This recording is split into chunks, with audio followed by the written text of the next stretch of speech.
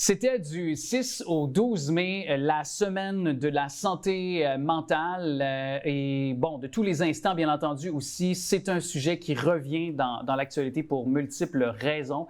Très pertinent, donc, de pouvoir aborder ce sujet avec la directrice donc, du Centre d'assistance et d'accompagnement aux plaintes ici, sur le territoire lavallois. C'est Josée Laperle qui est là. Bonjour, Josée. Allô. Content de te retrouver. On veut déconstruire les mythes qui persistent et signent malheureusement en santé mentale. Tu es témoin, toi, souvent de préjugés, de tabous, d'idées préconçues qui souvent vont être accentuées lorsqu'on est confronté à la santé mentale. On pense qu'on n'en a pas d'idées préconçues, puis que c'est normal, puis qu'il n'y a pas de tabou. Puis c'est loin de nous. On pense toujours que c'est loin de nous. Mais il ne faut pas oublier que les problématiques de santé mentale vont toucher en moyenne une personne sur 5 au cours de leur vie. Il y a une personne sur 5 qui va recevoir un diagnostic. Puis ça signifie que la quasi-totalité de la population va un jour ou l'autre être confrontée indirectement à un problème de santé mentale, soit parce qu'il y a un collègue, un proche ou même son propre enfant là, qui va recevoir un diagnostic. Ouais. Donc, et c'est souvent, quand on est confronté à ça, qu'on se rend compte que, là, oui, on en a des préjugés puis on en a des idées préconçues. Puis c'est souvent là aussi où on se sent un petit peu, je pense, démuni par rapport que ce soit en tant que proche d'une personne qui, soudainement, a peut-être besoin d'aide. Nous-mêmes, si on est en détresse parce qu'on ne pensait pas peut-être arriver à un épuisement professionnel, par exemple. Je prends celui-là qui est quand même connu, qui peut arriver à tout le monde. Ouais. Et c'est là qu'on se dit, OK, qu'est-ce que je fais? Vers où je me tourne? Et c'est souvent là qu'il faut, je pense, se tourner vers les ressources puis ne pas hésiter. Puis rappelons-le, je pense, là, c'est de ne jamais hésiter à aller chercher de l'aide. Ne jamais hésiter à aller chercher de l'aide, que l'on soit la personne qui est en détresse ou que l'on soit un proche d'une personne en détresse. C'est effectivement un très bon conseil. Et lorsqu'on a besoin de services, je vous le rappelle, c'est quand même le mandat de notre organisme. Lorsqu'on aurait besoin de services et qu'on n'y a pas accès, que c'est pas offert ou que les listes d'attente sont interminables, c'est des raisons valables de porter plainte, il ne faut pas hésiter. Et allons-y parce qu'il y a encore des choses, des idées, peut-être des légendes urbaines, je vais le dire comme ça, qui circulent, une incompréhension aussi peut-être tout simplement. Mais on pense souvent que les personnes qui souffrent de maladies mentales, finalement, sont violentes et dangereuses, à tort, évidemment. Là. Effectivement, lorsqu'on prend le groupe des personnes qui ont un diagnostic en santé mentale de manière globale, le taux n'est pas plus élevé que dans la population en général, où les excès de colère et la violence sont quand même présents. Mais ça, c'est souvent une crainte que vont avoir les proches lorsqu'un membre de leur famille reçoit un diagnostic, particulièrement là, si on tombe dans des diagnostics de schizophrénie ou qui sont un petit peu plus sévères là, au niveau des atteintes dans le quotidien. Mais non, c'est une fausse croyance, particulièrement lorsque le patient collabore à ses soins, prend sa médication. Ce n'est pas des gens qui ont un potentiel de violence plus élevé que le reste de la population. Puis, je pense qu'on croit aussi que les gens qui peut-être souffrent de maladies mentales sont moins intelligentes que la moyenne, là, qu'il y a peut-être un déficit sur ce plan-là, cognitif. Là. Ça, je pense que ça prend naissance peut-être à deux niveaux. Le premier, c'est qu'on confond parfois maladie mentale et déficience intellectuelle. C'est deux choses complètement séparées, puis des fois, c'est ça, la ligne peut être mince entre les deux. Mais il y a aussi la réalité que lorsqu'on reçoit un diagnostic de santé mentale, ou par exemple, je reprends ton exemple de burn-out ou d'épuisement professionnel, parfois, il faut prendre une pause. Il faut prendre une pause dans notre carrière ou il faut prendre une pause dans nos études pour prendre soin de soi.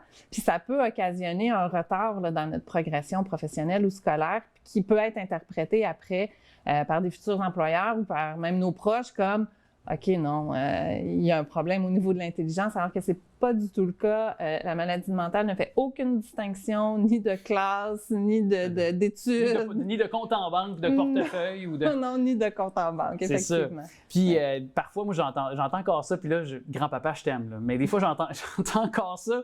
Tout le monde déprime, là, ça arrive à tout le monde, puis faut pas s'inquiéter, là. Va-t'en dehors, va prendre l'air, puis ça va passer. Non, mais tu sais, il y a encore quand même cette pensée-là populaire. Oui, puis particulièrement lorsqu'on parle de nos aînés, on dirait que c'est normal de déprimer en vieillissant. Non, avoir des symptômes dépressifs, c'est jamais normal, peu importe l'étape où on est dans la vie. Puis particulièrement chez nos personnes aînées qui sont plus à risque de développer des symptômes dépressifs parce que leur quotidien est souvent rempli de petits deuils au niveau de la mobilité, des au fois, niveau cognitif. Il y a de l'isolement, il y a le cercle social qui s'effrite un peu parce que les gens vieillissants, malheureusement, décèdent.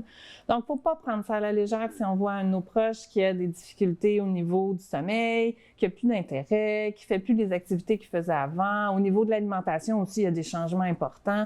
Il faut investiguer. Ouais, puis, toujours en parlant de santé mentale, quand on énonce le fait que la maladie mentale, c'est pas vraiment une maladie, il y en a encore, je veux dire, c'est encore des choses qui perdurent malheureusement et signent dans l'espèce d'idée là, préconçue que c'est juste un manque de volonté puis que la personne c'est parce qu'elle ne se botte pas le derrière, puis elle s'en va pas. On va prendre l'air. Oui, c'est ça, on va prendre l'air. On va prendre l'air, puis ça va passer. Oui. Puis ça, je vous dirais que c'est quelque chose qu'on va remarquer, particulièrement chez les gens qui ont un proche, qui ont un diagnostic dans l'ordre, de l'anxiété généralisée, par exemple. La dépression, souvent, va apporter, au bout d'un certain temps, ce genre de réflexion-là de la part des proches.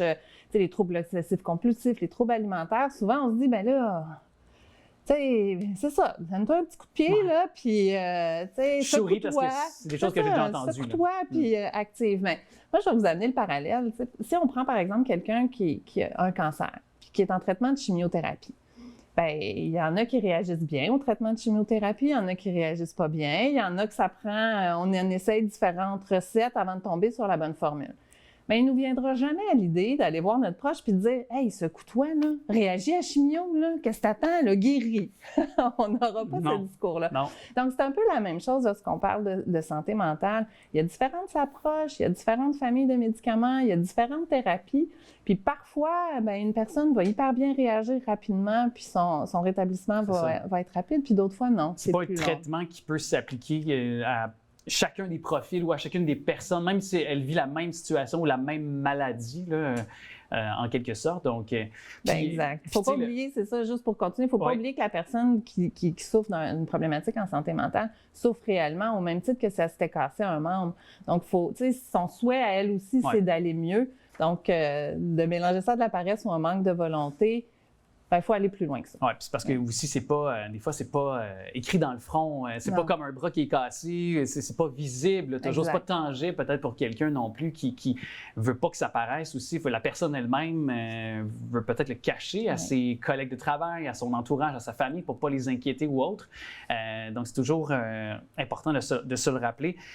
On a malheureusement plus le temps pour parler parce qu'on aurait pu en parler encore, parce qu'évidemment, on peut, si jamais on a peut-être certains indices qu'on a, des problèmes de santé mentale, peut-être un risque plus élevé de vulnérabilité concernant notamment l'isolement, on l'évoquait, la tension, la chicane entre personnes et des proches, beaucoup d'autres choses. Mais je trouvais important quand même qu'on ait parlé. Et si on veut, comme mot de la fin, déposer une plainte auprès de vous, on le fait comment en terminant? Tout simplement en nous téléphonant, appelez à nos bureaux ou envoyez-nous un courriel. On répond généralement hyper rapidement. Merci beaucoup à toi, Josée. Merci. À bientôt.